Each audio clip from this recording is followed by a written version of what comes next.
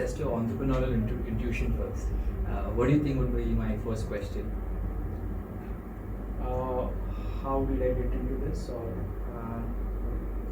Yeah, let's go with that first. okay. So I'll give you a brief background. Sure. I graduated in '93 as an architect, Okay. and after passing out, I worked for almost about a year and a half with my college professor, with whom I was, already doing my internship and all that. Mm-hmm. So it continued till '94 end, Okay. and I always had this kid of being an entrepreneur and starting on my own. So I one fine day I left the job and got into it. Okay. So, if I may just ask further, your architecture was from Mumbai. Architecture was from Mumbai. I graduated from Academy of Architecture, Okay. Rachana Sunset, Pravali. And after which, where were you working before you started your journey with? Okay, so my professor's name is architect Nilesh Varerkar. Okay. He used to be my teacher in architecture college. Okay. So I used to work with him right since my second year. So second year, third year, fourth year, fifth year, and then 1.5 years after graduating. So that's how it started. And then after that, you started with your. Yeah, I started on my own in '94, Okay. and till about '99, I continued that journey. I kept doing small little residences, small little shops and all that. At that time, IT was not there. Right. So we didn't have these large offices and large campuses. It was nowhere in the picture. So I did small little jobs, residences, retail, and all that, and failed miserably. So at the end of '99, I realized that although I have done so many jobs, end of the day my bank balance is not even zero; it is minus, because I had to pay my contractors a lot of amount which my client didn't pay me. They didn't pay me the amount which was due, and I was already 29 by then. I was in a fix because I didn't know where to go. My business was not doing well. I knew that time, the time clock is ticking, and I had to take a step immediately. There was pressure from my parents to get married, saying that 29 का हो गया, अभी तक शादी नहीं हुआ, you're not doing well, Right. you're not even earning, a decent amount. How are you going to do it? So one fine day I decided I closed down my business. I joined my good friend's father's office, which is architect J&T Business Consultants. Okay. So before this, the business that you shop with, was that again beyond design? Or? No. So that time I used to call it Nirmiti Interiors.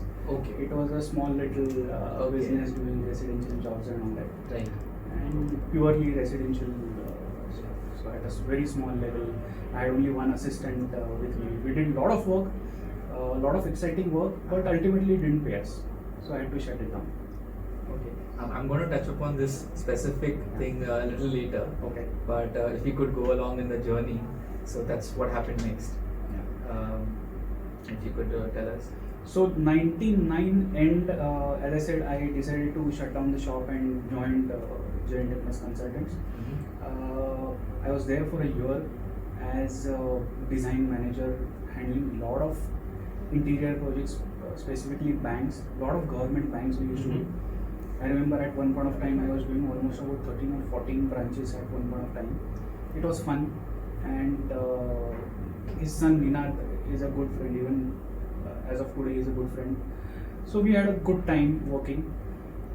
After a year I switched over to Nitin Parulekar Associates as a director. I was there for about 6.5 years, so till about 2007 end I was with Nitin. I did a lot of work while being at Nitin, learned a lot. That gave me a lot of confidence as to what the field is, how the clients behave, what is the design field as such. Got hands-on experience, and 2007 end then I switched over again to Concept Architects, which is headed by. End of 2009 I switched over again to 2008 I switched over again to ANJ turnkey projects. I did there when I entered ANJ, they were doing about 65 crores. when I quit ANG in 2011, we had reached about 165 crores. I don't take the credit to me, but it was of course a team effort which built the whole thing. We also started the design build in the process. So today also ANG is doing a lot of design build, and that's what we started while I was being there. And a couple of other ventures which I can't mention here right now, but yeah, we also did a lot of work there, and it was fun during those days as well. And 2011 is something when I started Beyond Design, and now the journey continues for last 9.5 years. So I think so. So you were there with ANJ for around 4 years. 3 years. 3 years. If I may ask, when you entered the industry, like your first venture by yourself, what was the biggest challenge that you had to really deal with? Now I'm linking back to the business that you started. From what I understand, you did your architectural studies, you went through it, you did all of it, but that wasn't what the bottleneck was, from what I understand. Yeah. So if you could tell us a bit more about that. Two things I clearly remember. One, whatever they used to teach us in the school, architectural school, was not relevant in the field. That was the biggest challenge. Would you be a bit more? I will give you a very Yeah. small and funny example. So, in architectural school, they will always say the measurements are done in mm. Hmm. You know, 1200 mm, 1500 mm, whatever. Right. When I first went on site, the first question that my carpenter asked me was, "ये ग्रू कितना सूत का है?" Now, Suta is something which was never taught to us in the school. How much is one Suta?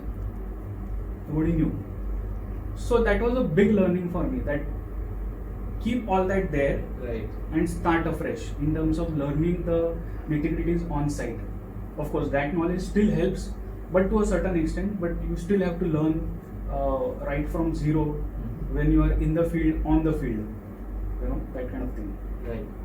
So that was with respect to the technical side of it. Yeah. Any other big challenge with respect to the industry? That Big time. So in architectural school, they will never teach you how much fees to be charged, how to get the fees from the client, what is a PO, what should be the payment terms with the client, what are the legal implications of any contract, what is a contract. Right.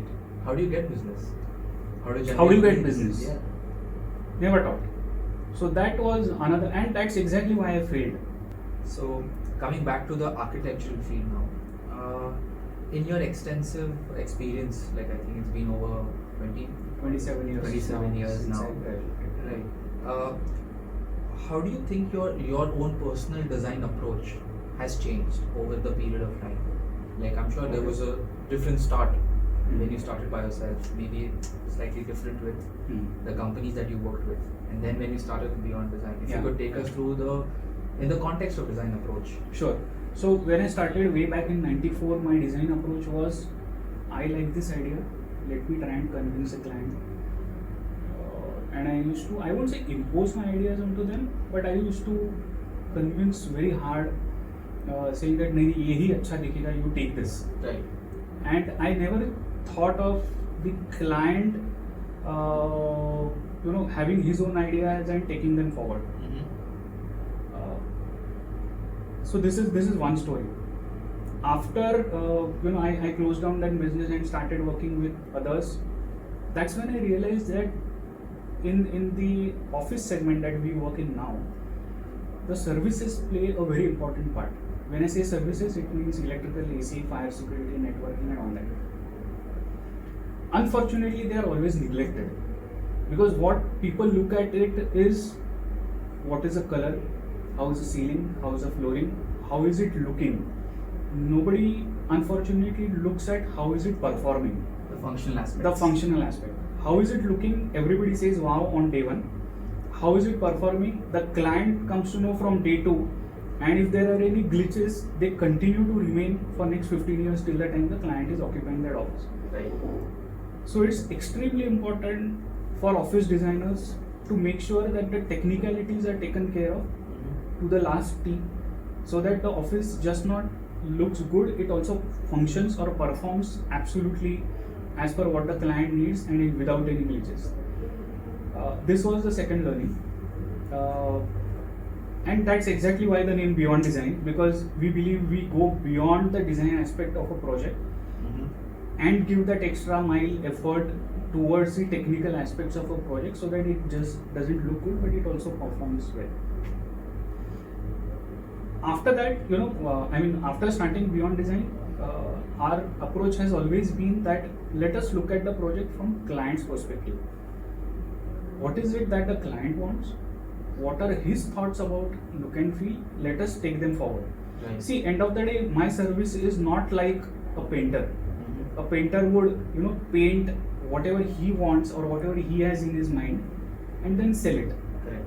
My service is spending a lot of money on behalf of the client and making sure that I am creating something which he likes, Yeah. not something which I like.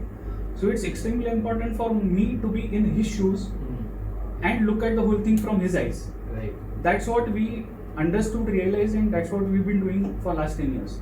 And I think that's where the success of all our project lies, because of that, none of our project looks similar to the other one. Every project looks distinctively different Because the client changes. because the client changes. Everybody has their own opinions and the way. Some of our most recognized, awarded projects have been where the client has given a vision and he has given us a free hand to create. Right. See, if you hold a designer, then you don't get that creativity. Wherever the client has given us an absolute free hand, in terms of creativity, I'm saying, not in terms of cost. Yeah. So we understand that there is going to be a cost factor involved and we have to be within the cost that the client wants. Right. But wherever they have given us a free hand in terms of design, those projects are the most awarded projects till now. So if I may just summarize your design approach, like if I would say it started with aesthetics, then the function part got added Yes. as you move forward, then a lot of clients' perspective got added. Correct. And would that summarize in a way that, in a very, very small way, that's what Beyond Design is being able to deliver the most Absolutely. today? So today we've been able to deliver to clients' expectation in terms of cost, in terms of time, and in terms of design. That's where all All three the corners elements. of the triangle we've been Yes. able to touch upon. Right. So it's been 10 years since Beyond Design. Yeah. What's the next step? Like, where do you see Beyond Design to go? Like, what would be your vision as a way forward for Beyond Design? To be very frank with you, we never plan for future. I mean, we never have this internal meeting saying that, 2019 we did so much, so 2020 let's do so much and all that. We take every day as it comes. Okay. We never plan for future. Having said that, yes, there is a vision of getting into architectural field, getting into campus designs, getting into building designing, which we've already started on a smaller scale. But yeah, we want to grow in that arena as well. Okay. So that's where you see probably 10 years forward. Or Yeah. Because frankly, for an architect, interior design, yes, it gives us that pleasure of creativity, but architecture is the real kick for us. Right. Because that's where the how do I put it? Probably the crux of architecture was Yes. when you studied, Yeah. and if you really want to do justice to that. Correct. then you put- Yeah. All right. So, if I may, towards the conclusion part, if I may ask, if somebody is starting today in the field of architecture, just finished education and is looking at figuring क्या करना है life Okay. में, and if you had to give one piece of advice as a direction, what would you suggest? That Hmm. okay, how should he or she go about it? Okay. I would definitely say work for minimum 5 to 6 years under somebody. Okay. That's extremely important because, as I said, what is taught in the college is not what is followed in the practice. What is done in the practice is not taught in the college. So, extremely important to get the hands-on experience while working in the field. Right. Work with a big name where you are a small part of the ocean, like a 100-person office or a 200-person office, where you are just one of the probably a draftsman to start with, and then you Right. gradually go up to become a associate architect Right. or something like that. At the same time, work in a very small office if possible. I mean, not parallelly obviously, but because it really helps. There you are every bit. Like when I started working in '93, I have typed out the entire tender, which was some 100-page tender that time, and it used to be a dot matrix printer. So, what is a tender? What are the terms and conditions? So how to frame the the terminologies or Right. the terms and conditions. I have gone through everything. I have been a courier boy. I have been a driver to my boss. Everything. So you learn everything. This was when you were by yourself. In '93, '94, when I just graduated. With Nirmati. With no, before Nirmati. Okay. When I was working with my professor. Right. So you learn everything, and you are continuously in touch with your mentor, who's your boss. You are Right. continuously traveling with him. You know what he's thinking, what is his design thinking, and all that. So both things help actually. That's what I have learned. So maybe a mixture of both. Mixture of both, yes. Tomorrow, when you want to start on your own, you already have the knowledge of working in a small office, and when you grow, you already have the background of having worked in a big office, and you know the processes what is to be followed.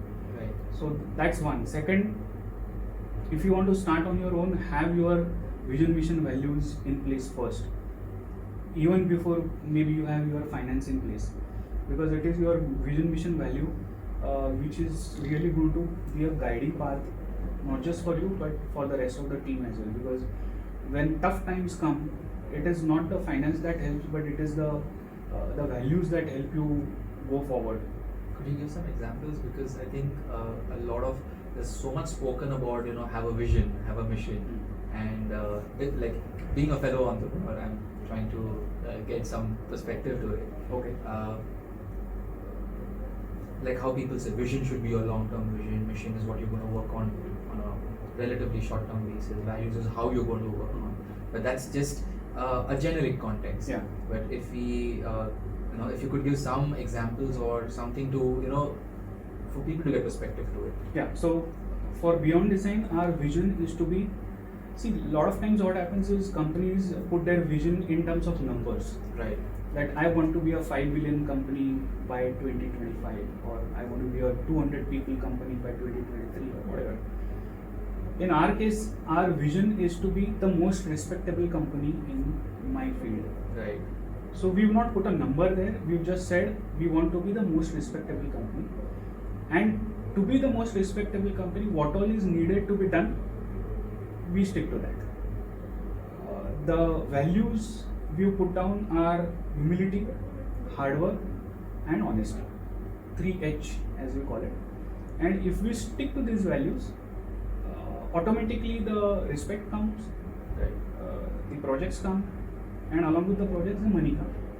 The money part may not be too much, maybe to splurge, Right. but yeah, it will be good enough for you to lead a good life.